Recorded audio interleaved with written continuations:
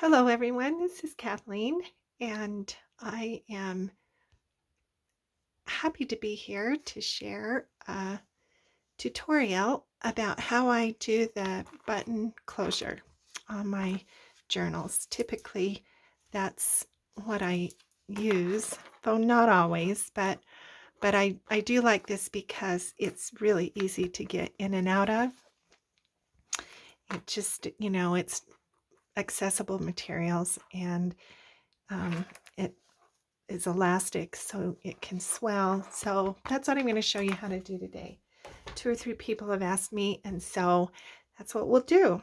So these are the things that you're going to need. You're going to need some thread, and you're going to need a needle. You want as big a needle as possible that will still, but you do need it to fit through your buttonhole. So it needs to be narrow enough to fit through that, and if possible it needs to be thin enough that it can, well, bend a little, maybe not really bend but flex as it comes up through the hole, and you'll see what I mean in a bit. So you'll need a needle and thread, and you need an awl to punch the holes in a thin paperback cover, cardstock or chipboard. You probably wouldn't need an awl. The needle will push through okay, but for a book cover, which is what we're going to do today, you'll need an awl. You'll need some glue, and I'll show you about that later. You need some elastic. This is the elastic that I use. I get it it's called Thick Elastic Cord Creatology. I get it at Michael's in the kind of the schoolish type craft aisle with the pony beads and sequins. It's usually in that aisle, but that's what it's called, and you can even look it up online. We're going to use this kind of grayish brown color today. You need a pencil and a ruler to make the marks. You're going to need a couple of these eyelets. And you can, it comes in various colors, and that certainly doesn't matter. I usually just use this brown. We'll have that. You need a button that you like. I am going to make 2 together, and then you need some beads for the ends of the elastic. So that's pretty much the materials, and let's get started so that this doesn't take too long. All right, the first thing that you need to do is to measure where you're going to put it. And I generally just put it in the middle somewhere. Sometimes if you're, doing a particular cover, it might work best to put it within the design. But today I'm just going to do the button first, and then we'll do the design on the cover later, I guess. So you want to measure to the middle. This cover is 9.5, which means that I'm going to need 4 3/4. And this time I am going to make the marks from the inside and punch from the inside, I think. So it doesn't really matter, but we're going to mark 4 3/4, so that's the middle. And then I generally I measure the buttons, and I come in,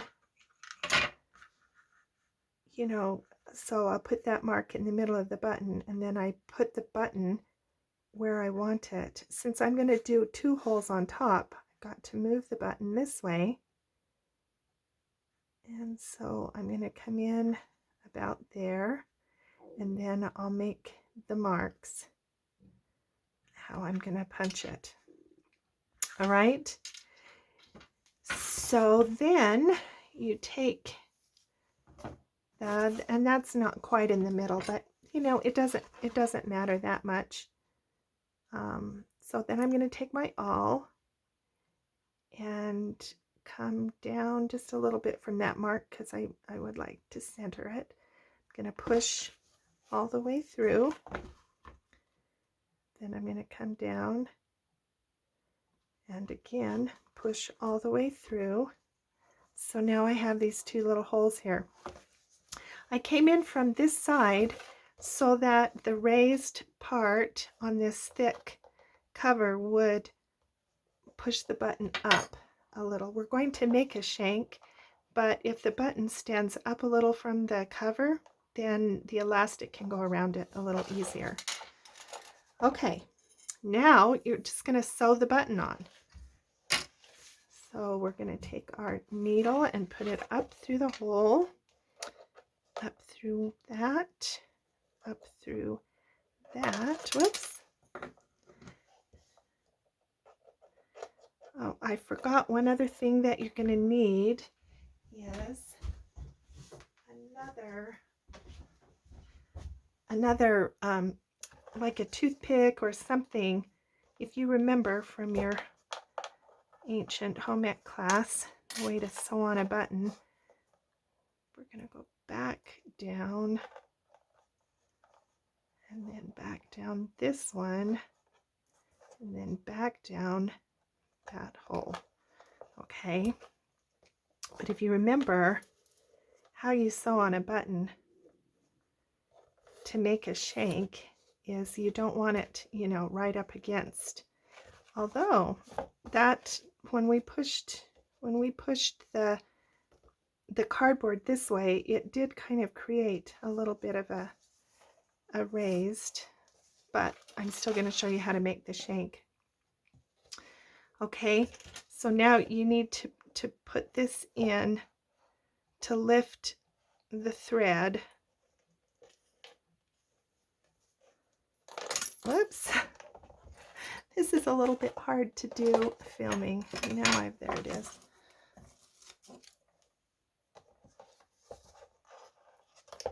Actually, I'm going to bring the needle up again first. I usually go through it twice.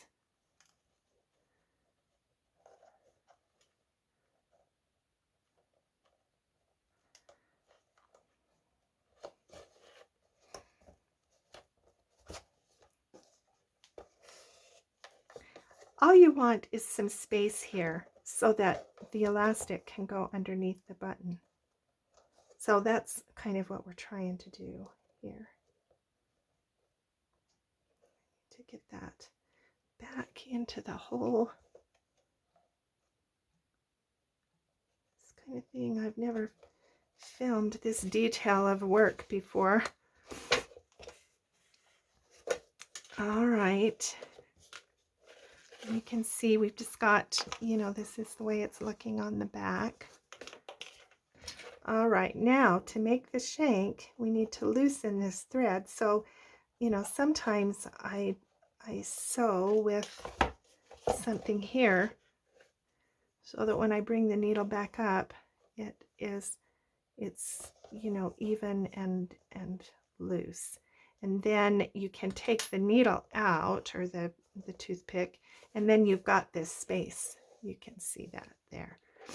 Then we're going to come up again behind the button and then we're going to twist a couple of times and pull, and that's going to create the shank. Okay, then we're going to come back down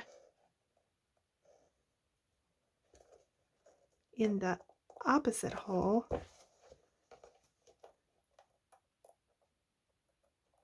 don't know if you can see that or not, but I've got to come back through. This is where the needle kind of has to be a little bit flexible. So if it's thin, then that's helpful. I can't seem to find the hole. There it is. All right. Sometimes it helps to have your little jewelry pliers or something. All right, so then that you've got the button, and it's standing up just a little bit from the edge of the cover. Okay, now you can clip the threads and tie a knot. Now what I usually do is put just a little bit of glue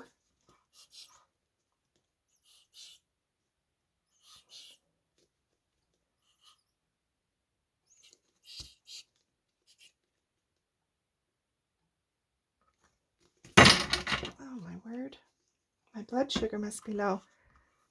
Put just a little bit of glue there before I tie a double knot.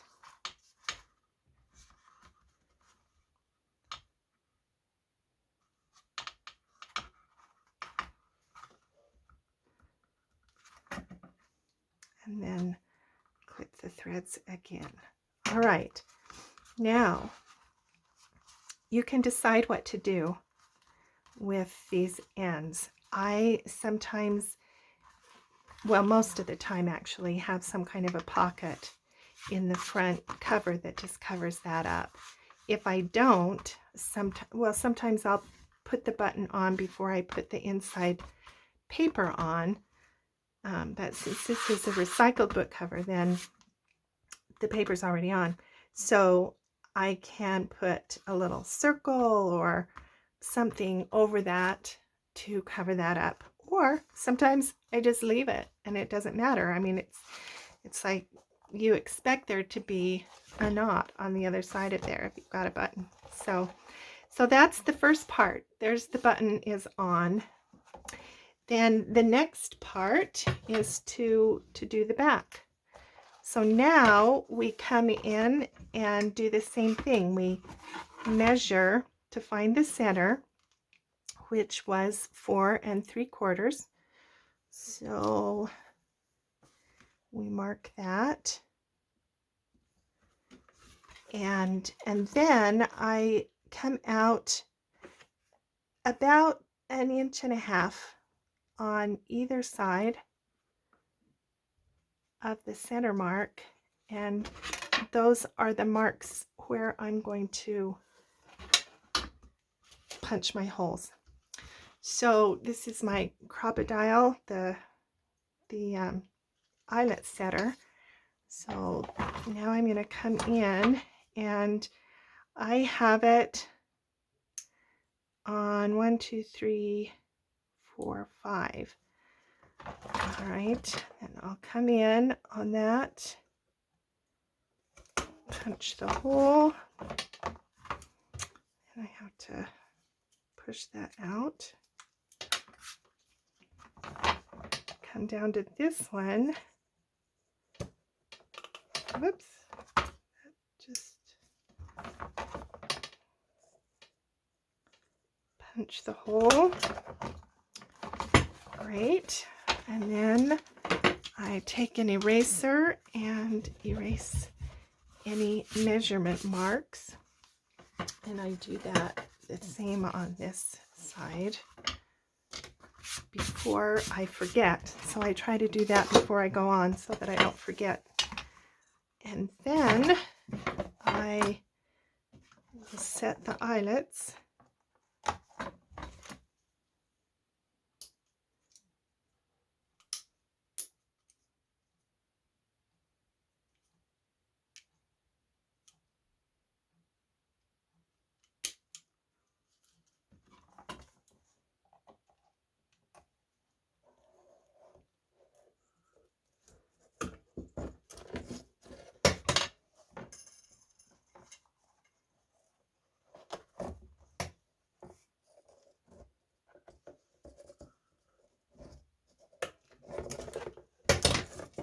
Okay, so those are set. Here they are in the back.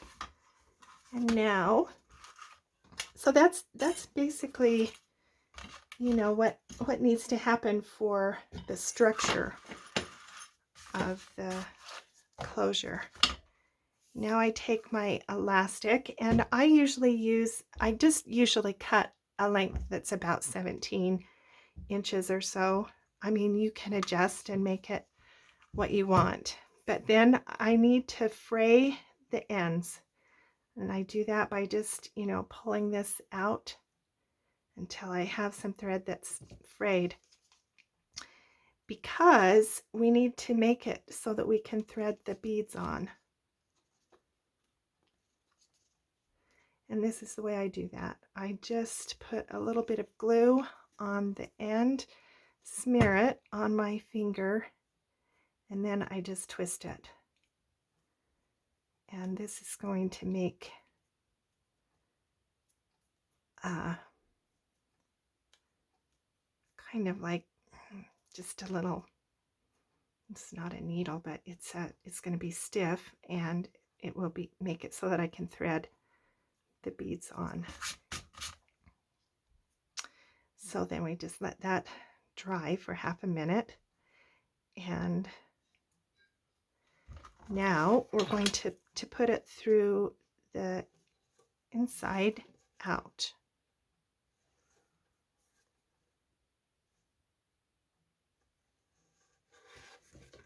So that it's threaded in this way. Okay, and we're going to tie our knot, and I generally do just like an overhand knot, and I usually do this at the very end, before or after I have put the signatures in and decorated it and everything, because then I know how much I need.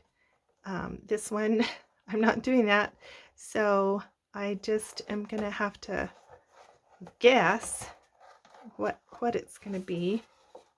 I'm gonna have 3 signatures in this book, I know, so I'm just gonna put it right there, and then I just tie one of those overhand knots together.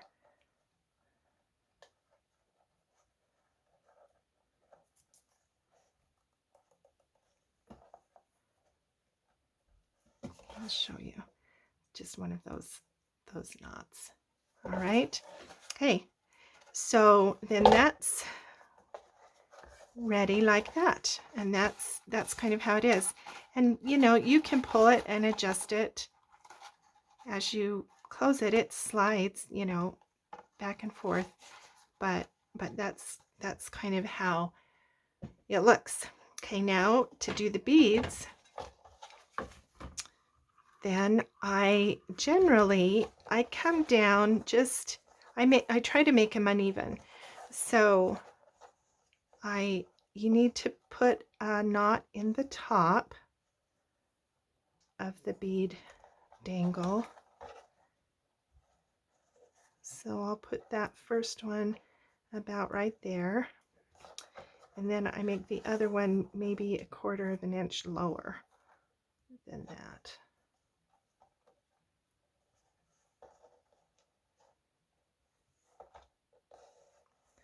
Actually, I'm going to have to make that one 1/4 of an inch higher, because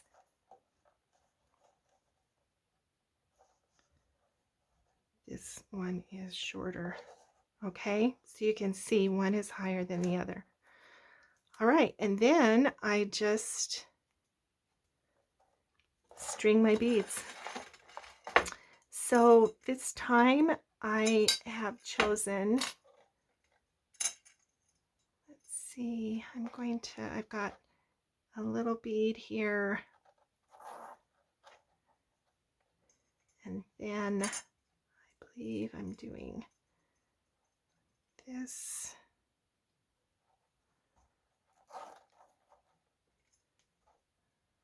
And this pretty bead. Another one of these.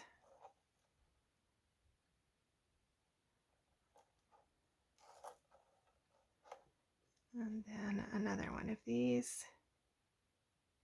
And this is just creative. You can do it. You can do this any way you like. But there's that one. And for this one, I am doing a gold one It doesn't have to be even. It can be just any way you want it.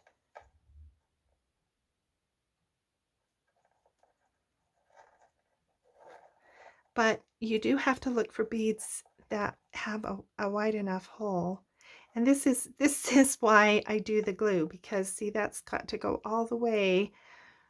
And I don't know if it's going to be long enough, but we'll see if we can get it through enough. I think it's kind of short.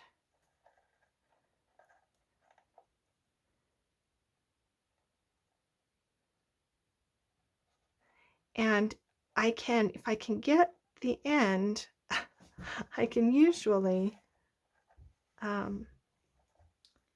pull it. The elastic will stretch thinner and I can get it through, but I've got to have enough to get all the way to the end so that I can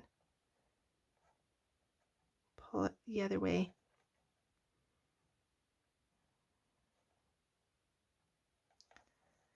So I'm going to need to just pull a little bit more out. I'm going to cut this off later, so it doesn't really matter how it looks. I just need enough to pull it out the other end.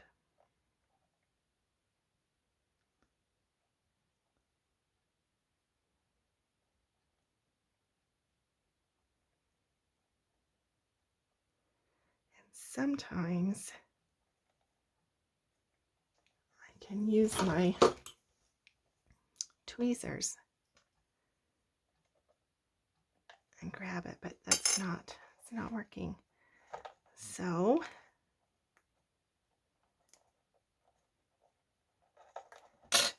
I'm going to try to make a little more glue, make it a little stiffer.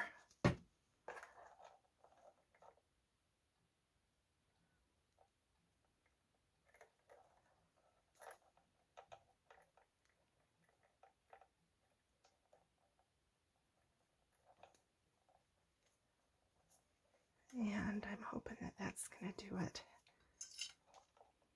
Okay.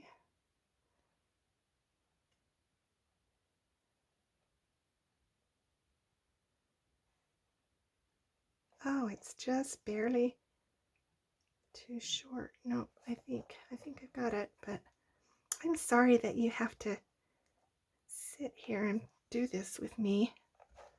Let me cut a little bit of this, and that might help push it in. All right. There it is. All right. So this is what I'm talking about when I can sometimes take my tweezers and then pull it. There it goes. Great. All right. Thank goodness that worked. I was just sitting here thinking, what am I going to do if I can't make this work? I'm not that great of a video maker that I want to try to make another one. So here we go. But I think I'm going to try to remember to eat something before I do videos, because I think my blood sugar is kind of low. All right, get that one through there. Great. Okay, so there's the 2 beads, and then when I have it and like it, then I just tie the knot. And I have a little crochet hook that I use to pull that through, and I just tie another knot in the elastic to hold it on, of course, so that the beads don't come off. And then we'll trim it.